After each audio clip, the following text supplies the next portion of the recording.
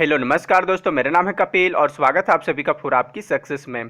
Friends, इस video में अभी हम लोग देखने वाले हैं बौद्ध धर्म से संबंधित टॉप 25 मल्टीपल चॉइस क्वेश्चंस को, जो लगभग सभी प्रतियोगी परीक्षाओं के लिए अति महत्वपूर्ण होंगे। तो इसलिए आप इन्हें याद कर लीजिएगा, ठीक है। आप इस वीडियो का फ्री पीडीएफ फाइल भी डाउनलोड कर सकते हैं, जिसका लिंक इस वीडियो के डिस्क्रिप्शन बॉक्स में दिया हुआ है, या तो फिर आप मेरा टेलीग्राम ग्रुप ज्वाइन करके वहां से भी फ्री में आसानी से इसका पीडीएफ फाइल डाउनलोड कर सकते हैं। टेलीग्राम ग्रुप ज्वाइन करने का लिंक भी इसी वीडियो के डिस्क्रिप्शन बॉक्स में दिया हुआ है। ओके, तो चलिए अब क्वेश्चन की ओर बढ़ते हैं। और पहला क्वेश्चन है, गौतम बुद्ध का जन्म कहाँ हुआ था? तो गौतम बुद्ध का जन्म कपिलवस्तु के लुम्बिनी नामक ग्राम में शाक्य क्षत्रिय कुल में 563 ईसा पूर्व, ठीक है, 563 ईसा पूर्व में हुआ था। कहाँ पे? कपिलवस्तु के लुम्बिनी नामक ग्राम में। लुम्बिनी वर्तमान में नेपाल में है। नेक्स्ट क्वेश्चन है, बुद्ध का जन्म किस क्षत्रिय कुल में हुआ था? तो अभी मैंने आपको बताया कि गौतम बुद्ध का जन्म शाक्य क्षत्रिय कुल में हुआ था, ठीक है।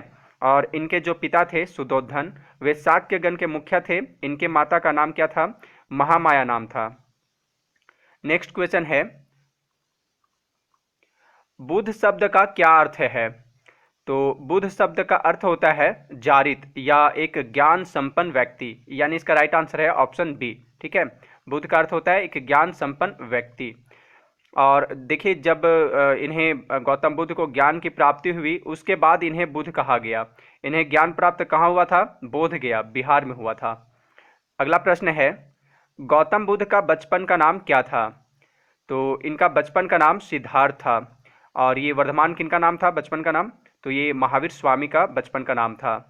अगला प्रश्न है, गौतम बुद्ध को कौन सी जगह ज्ञान प्राप्त हुआ था? तो देखिए, गौतम बुद्ध को ज्ञान की प्राप्ति कहाँ पे हुआ था? बोध गया, बिहार में, ठीक है। कौन सी नदी के किनारे? निरंजना नदी के किनारे। निरंजना नदी को अभी वर्तमान में फल्गु नदी के नाम से जाना जाता है। और कहाँ पे? एक पीपल के वृक्ष के नीचे प्राप्त हुआ था। ज्ञान प्राप्ति की घटना को बौद्ध ग्रंथों में क्या कहा गया है? संबोधि कहा गया है। जब सिद्धार्थ को ज्ञान प्राप्त हो जाता है, तब से ये बुद्ध कहलाने लगते हैं, जिसका मतलब होता है एक ज्ञान संपन्न व्यक्ति। अगला प्रश्न है, सारनाथ में बुद्ध का प्रथम प्रवचन क्या कहलाता है, या प्रथम उपदेश क्या कहलाता है? तो देखिए, बुद्ध ने अपना प्रथम प्रवचन यानी उपदेश कहाँ दिया था? सारनाथ में दिया था, ठीक है। और इस घटना को बौद्ध ग्रंथों में धर्म चक्र परिवर्तन कहा गया है। महाभिनिष्क्रमण जो है, यह घर त्यागने की प्रक्रिया को कहा गया है। संबोधि जो है, ये बोला गया है जब ज्ञान की प्राप्ति की घटना को कहा गया है। और देखिए, जब इनकी मृत्यु हो जाती है, तो इस घटना को बौद्ध ग्रंथों में महापरिनिर्वाण कहा गया है। ओके, अगला प्रश्न है, गौतम बुद्ध की मृत्यु कहाँ हुई थी? तो गौतम बुद्ध की मृत्यु 483 ईसा पूर्व में, ठीक है, 483 ईसा पूर्व में मल गणराज्य कुशीनगर में हुई थी, यानी इसका राइट आंसर है ऑप्शन सी, कुशीनगर में।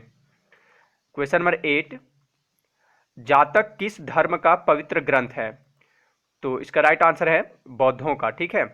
ऐसा माना जाता है कि गौतम के रूप में जन्म लेने से पहले बुद्ध ने 550 से भी अधिक जन्म लिए थे। तो जातक ग्रंथों में बुद्ध के इन्हीं पूर्व जन्मों की कथाएं वर्णित हैं। नेक्स्ट क्वेश्चन है, त्रिपिटक किसका धर्म ग्रंथ है?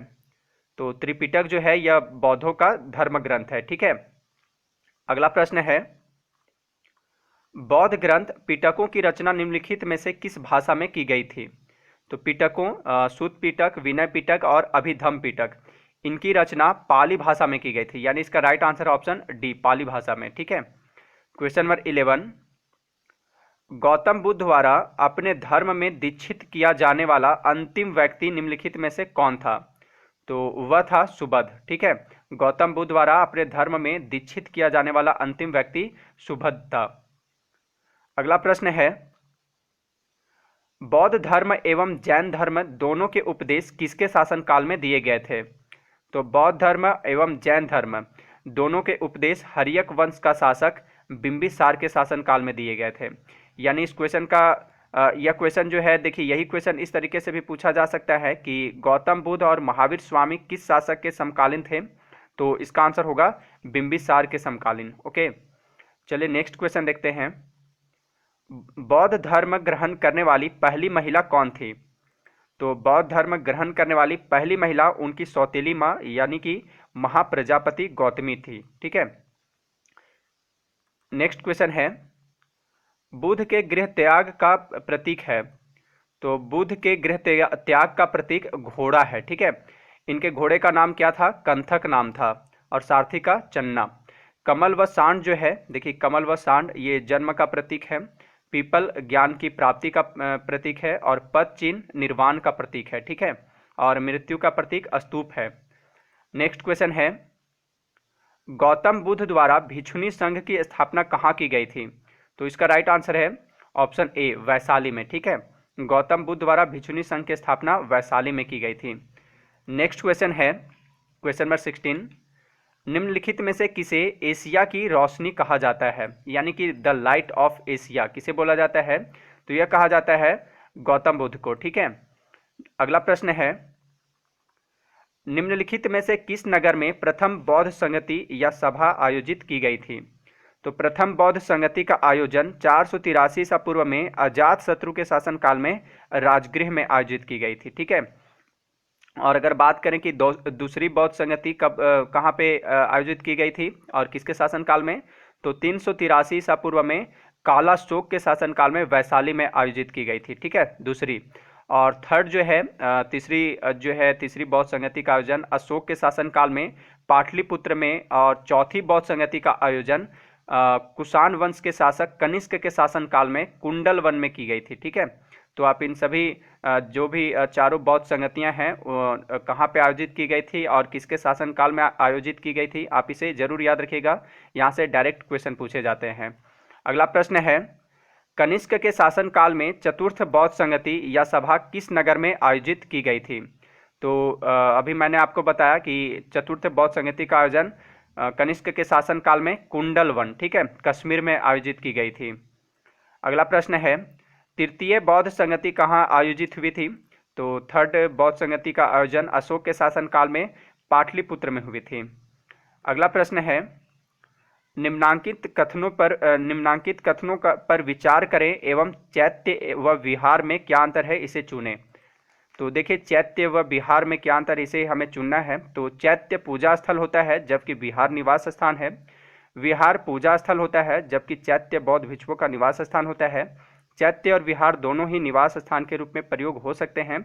दोनों में विशेषतः कोई अंतर नहीं है। तो देखिए जो चैत्य होता है और विहार ये दोनों ही शब्द बौद्ध धर्म से जुड़ा हुआ है।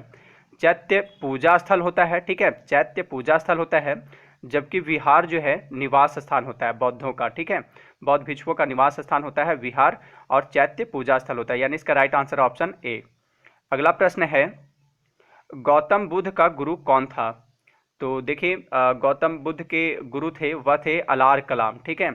जब गौतम बुद्ध 29 वर्ष की अवस्था में घर छोड़ देते हैं तो घर छोड़ने के बाद सर्वप्रथम वे वैशाली जो कि वज्जी गणराज्य की राजधानी थी वहां जाते हैं।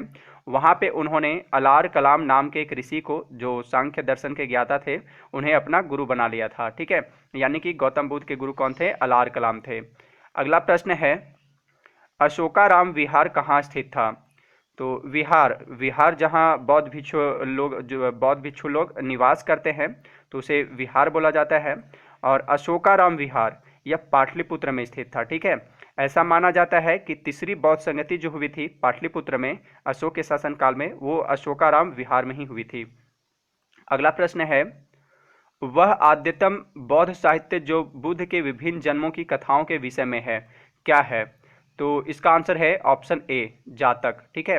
इसमें गौतम के रूप में जन्म लेने के पूर्व बुद्ध की विभिन्न जन्मों की कथाएं वर्णित हैं, यानी जातक कथाओं में बुद्ध के पूर्व जन्मों की कथाएं वर्णित है, ठीक है।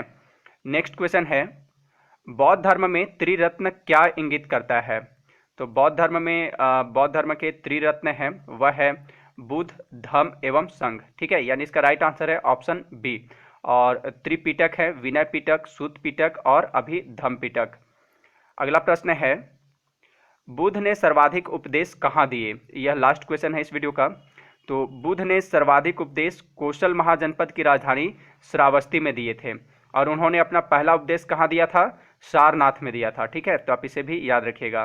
अंत में आपके लिए क्वेश्चन है, किस शासक ने बौद्धों के लिए विख्यात विक्रमशिला विश्वविद्यालय की स्थापना की थी? ठीक है, तो इसका जवाब आप मुझे कमेंट बॉक्स में दीजिएगा। तो इस वीडियो में इतना ही। अगर आप इस वीडियो का क्विज खेलना चाहते हैं तो गूगल पर जाकर सर्च कीजिए www.forApkiSuccess.in। वहाँ पे सर्च करने पर जो सबसे ऊपर में फर्स्ट लिंक मिलेगा उसे ओपन कीजिए और वहाँ से इस वीडियो का क्विज खेलिए। ठीक है, अगर ये वीडियो आपको अच्छा लगा हो तो इसे लाइक तथा शेयर जरूर कीजिएगा। मिलते हैं नेक्स्ट वीडियो में। Thanks for watching.